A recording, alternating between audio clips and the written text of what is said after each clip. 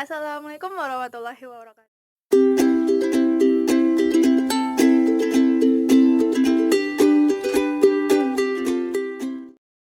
Baiklah, di sini saya Rosy Akariantoni dari kelas 19A Pendidikan Sejarah Universitas Riau.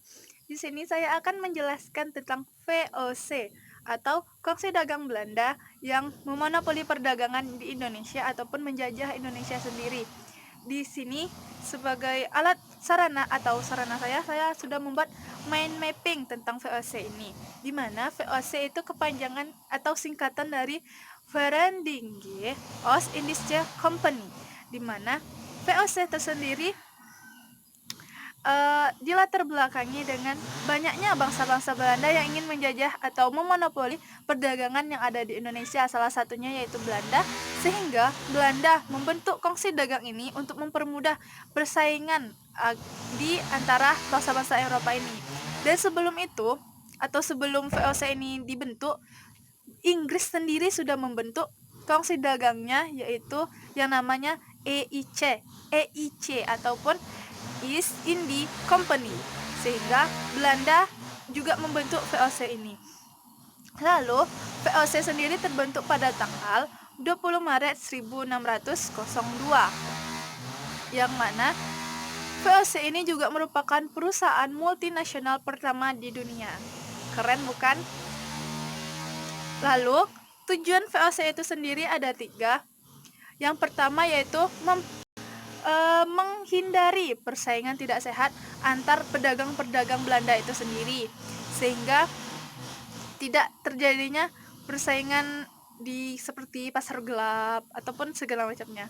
Yang kedua yaitu memperkuat posisi Belanda yang pas masa itu ada di Indonesia, yang mana saat Belanda ada di Indonesia juga, Spanyol dan Portugis juga ada di Indonesia dan menguasai Indonesia itu sendiri, sehingga Belanda merasa terancam sehingga mereka membuat VOC itu.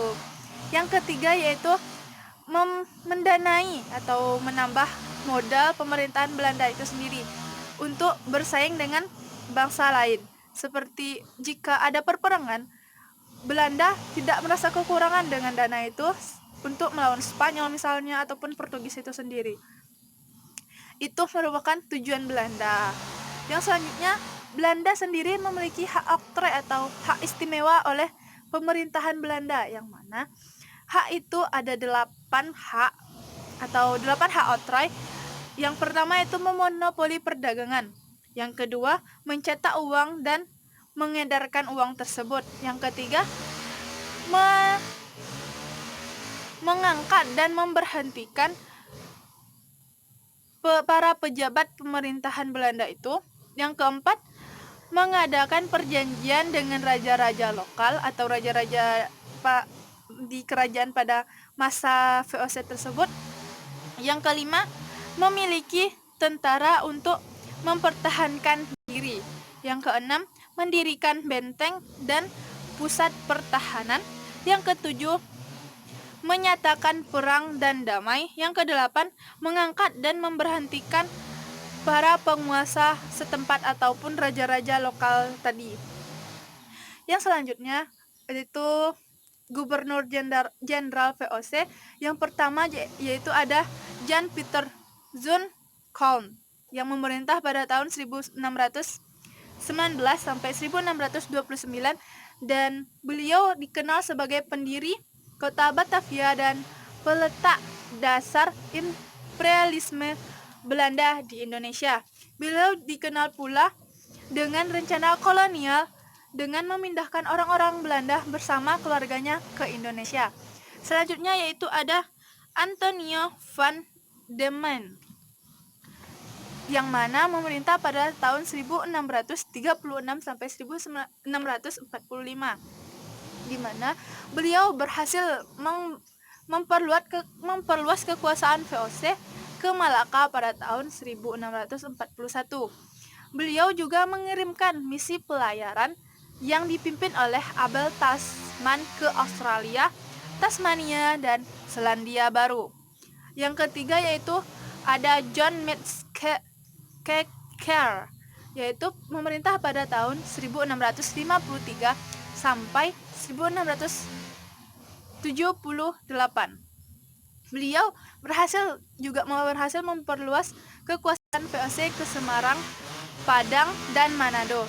Yang keempat yaitu ada Cornelis Spelman yang memerintah pada tahun 1681 sampai 1684, di mana beliau berhasil menghadapi perlawanan Sultan Hasanuddin dari Makassar, memadamkan pemberontakan Trunojoyo di Mataram, dan mengalahkan Sultan Ageng Tirtayasa dari Banten.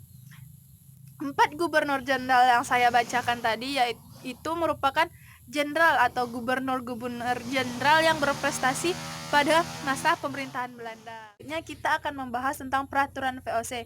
Di sini saya mendapatkan 4 buah peraturan VOC yang dilakukan pada saat monopoli perdagangan di Nusantara. Yang pertama itu ada Plice Leverenti, di mana peraturan ini memperuntukkan hasil bumi yang ada itu dijual menurut harga yang sudah ditetapkan oleh VOC dan dijual hanya kepada VOC itu sendiri. Yang selanjutnya itu adalah kontingenten, di mana masyarakat ataupun rakyat diharuskan membayar pajak hasil bumi kepada VOC. Yang selanjutnya ada extipersi, di mana peraturan ini itu membolehkan VOC untuk menebang pohon rempah-rempah jika produksinya berlebihan agar harganya tidak merosot di pasaran. Selanjutnya itu adalah pelayaran hongi, di mana pelayaran hongi itu untuk mengawasi jalannya monopoli perdagangan yang ada di Nusantara, di mana pelayaran hongi ini juga menggunakan perahu kora-kora ataupun perahu perang VOC ataupun Belanda. Selanjutnya itu kita lanjut dengan sebab jatuhnya VOC, di mana saya mendapatkan 6 buah sebab jatuhnya VOC. Yang pertama yaitu korupsi yang merajalela, di mana pegawai-pegawai ataupun pemegang kekuasaan di VOC itu berusaha untuk memperkaya dirinya sendiri. Gubernur jenderal mereka hanya memperkaya dirinya sendiri dengan melakukan monopoli tersebut, ataupun pegawai-pegawainya juga melakukan korupsi tersebut. Yang kedua yaitu banyaknya pegawai yang tidak cakap, di mana VOC sudah memiliki tujuan awal yang sudah pasti, tapi para pegawai ataupun para penguasa VOC tidak dapat melaksanakan tujuan tersebut agar tercapai. Itu hanya menjadi angan belaka, seperti agar mempertahankan Batavia atau maupun mempertahankan Jawa agar berada di kekuasaan Belanda, tapi ada gubernur jenderal yang gagal dalam pelaksanaannya. Yang selanjutnya yaitu VOC banyak menanggung hutang, di mana untuk mempertahankan wilayah kekuasaannya ataupun memperluas wilayah kekuasaannya, VOC harus melakukan perang, sehingga banyak mengeluarkan biaya, banyak mengeluarkan ataupun menanggung hutang karena kekalahan perang. Yang selanjutnya adalah kemerosotan moral pegawai, di mana seperti yang saya bilang tadi, korupsi merupakan dampak daripada kemerosotan moral tadi. Yang kelima adalah keserakahan VOC, di mana VOC berusaha untuk memperluas wilayahnya, tapi mereka tidak memiliki andil yang cukup besar untuk dapat mengambil wilayah tersebut. Ingin menjatuhkan sebuah kerajaan yang ada di Indonesia ataupun penguasa-penguasa lokal, tetapi mereka gagal karena belum mendapatkan strategi yang sangat matang. Yang keenam adalah tidak berjalannya aturan Terplite-Valerenti yang pertama tadi yaitu hasil bumi dibayar ataupun dibeli berdasarkan harga dari VOC itu sendiri, dan penyerahannya itu hanya kepada VOC. Tetapi masyarakat pribumi juga ada membayar ataupun menjual dagangan mereka kepada bangsa lain seperti Inggris, Spanyol, ataupun Portugis. Yang selanjutnya, yang terakhir, saya akan menjelaskan perjalanan VOC ke Indonesia. Di sini saya memiliki peta perjalanan VOC ke Indonesia, di mana yang pertama kali datang ke Indonesia, di sini saya juga ada di mind mapping saya, itu adalah Cornelis de Houtman, di mana beliau berlayar ke Nusantara itu pada tahun ataupun pada bulan April 1595, yang mana Cornelis de Houtman ke Indonesia itu membawa 4 buah kapal, dan rute perjalanannya itu dari Belanda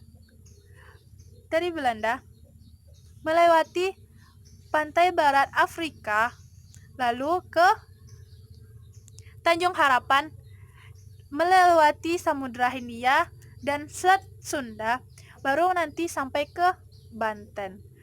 Cornelis de Houtman tidak mengikuti ataupun mengambil jalur yang sangat jauh daripada Spanyol maupun Portugis, sehingga beliau tidak singgah ke India maupun ke Malaka.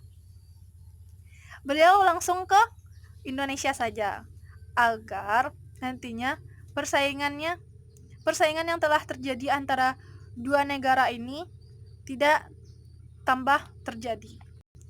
Mungkin dengan ini saya tutup penjelasan saya. Mohon maaf jika ada kata-kata yang salah. Saya akhiri dengan Assalamualaikum warahmatullahi wabarakatuh.